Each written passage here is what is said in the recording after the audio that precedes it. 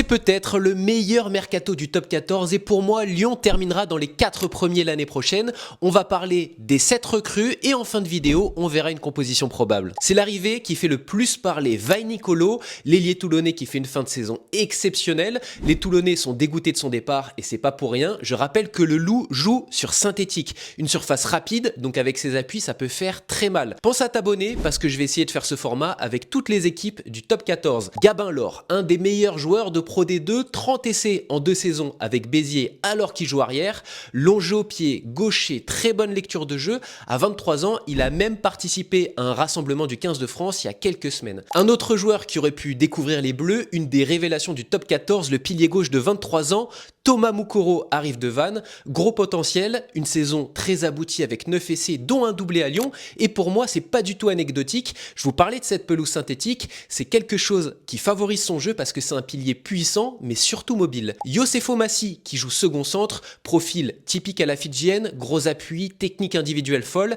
L'année dernière c'est le joueur qui a battu le plus de défenseurs en Super Rugby, un danger permanent. En revanche il a des problèmes extrasportifs cette année, on est obligé de l'évoquer. Je mets les explications en commentaire parce que ça serait trop long sur la vidéo. Arrivée de Sam Simmons en 3e ligne, un passage à Montpellier mitigé si on compare à la période d'Exeter où il était monstrueux, un nouveau projet qui peut lui faire du bien. Mathis Saragalé va rentrer dans la rotation au talon. À 25 ans, c'était lui le titulaire à Grenoble, un joueur fiable. On peut aussi parler du retour de prêt d'Arthur Mathiron, ailier passé par les équipes de France jeunes. Il allait s'aguerrir pendant 2 ans en Pro D2 à Nevers. Vraiment au global, des recrues très mobiles qui peuvent enflammer le synthétique du Matmut en mettant beaucoup de vitesse. Pour moi, c'est pas un hasard d'avoir été chercher ce type de profil. Tu prends pas des Vainicolo, Massi ou Simmons pour taper des chandelles tout le match. Niveau départ, la plus grosse perte, c'est évidemment David Nignashvili qui part à La Rochelle, un des tout meilleurs joueurs à son poste. D'autres noms qu'on connaît bien comme Radradra, Pagerelot, mais pas des joueurs indiscutables au Loup. Concrètement, voilà ce que ça pourrait donner.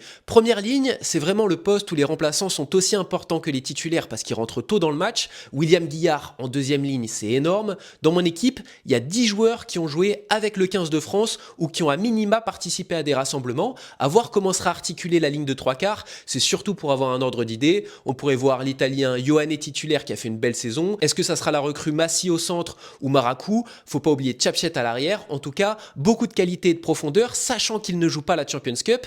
Couillou, Berdeux, une des meilleures charnières du championnat. L'arrivée de Karim Ghezal à la tête de l'équipe a également fait beaucoup de bien. Alors, top 6, top 4, ventre mou, j'attends vos pronos en commentaire et dites-moi si le format vous a plu.